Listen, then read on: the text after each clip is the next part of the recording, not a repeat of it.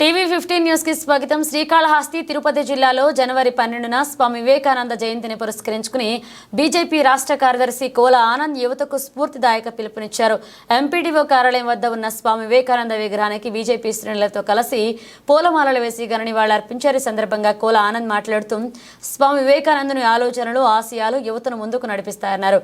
యువత తమ భవిష్యత్ కోసం కృషి చేయాలని స్వామి వివేకానంద చికాగో ప్రసంగంలో ఉన్న భారతీయ సంస్కృతి వైభవాన్ని గుర్తు చేసుకుంటూ దేశ భవిష్యత్ కోసం యువత ముందుకు రావాలన్నారు। ఇక శ్రీకాళహస్తిలో హిందూ సింహం ఛత్రపతి శివాజీ మహారాజ్ విగ్రహాన్ని విశ్వ హిందూ పరిషత్ బజరంగ దళ ఆధ్వర్యంలో త్వరలో ఆవిష్కరిస్తామన్నారు కోల ఆనంద్। స్వామి వివేకానందుని ఆలోచనలు యువతను నూతన ప్రేరణతో ముందుకు నడిపించాలని కోరుతూ కోల ఆనంద్ కార్యక్రమాన్ని ముగించారు।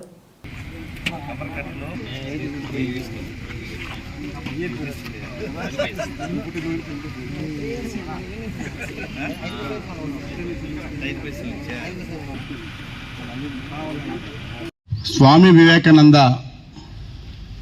ఇన్ని సంవత్సరాలు మన మధ్య లేకపోయినా కూడా సరే ఆయన జయంతిని కావచ్చు మనం ఇంత గొప్పగా నడుపుకుంటున్నాం, ఆయన చరిత్ర గురించి తెలుసుకుంటున్నామంటే ఏ వ్యక్తి 100 ఏళ్ళలో 1000 ఏళ్ళలో బతకాల్సిన అవసరం లేదు। 39 సంవత్సరాలు జీవించి ఈరోజు ఇన్ని సంవత్సరాల తర్వాత కూడా ఆయన జయంతిని మనం ఇంత కొనియాడుతున్నామంటే ఆ 39 సంవత్సరాలు ఆయన ఏం సాధించాడు, ఆయన ఏ రకంగా నడుచుకున్నాడు, ఏ రకమైనటువంటి దేశం కోసం సందేశం ఇచ్చాడు అన్నటువంటిది ప్రతి ఒక్కరూ కూడా మనం అర్థం చేసుకోవాల్సిన అవసరం ఉంది।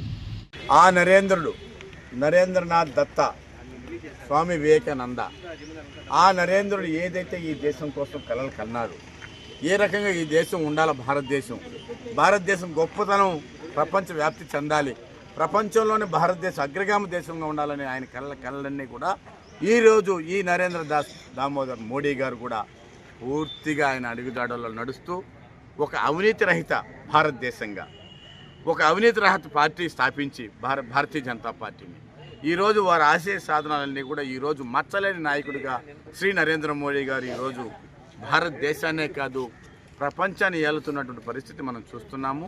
ప్రపంచంలోని ఈరోజు అగ్రగామి నాయకుడు ఎవరయ్యా అంటే ఒక్క నరేంద్ర మోడీ। ఎందుకంటే ఆ నరేంద్రనాథ్ యొక్క ఆశయాలు ముందుకు తీసుకుపోతున్నాడు కాబట్టి మరి స్వచ్ఛమైన పరిపాలన ఈ దేశ ప్రజలకు అందిస్తున్నాడు కాబట్టి శ్రీ నరేంద్ర మోడీ గారికి కూడా మనం ఆయనకు కూడా శుభాకాంక్షలు తెలపాల్సిన అవసరం।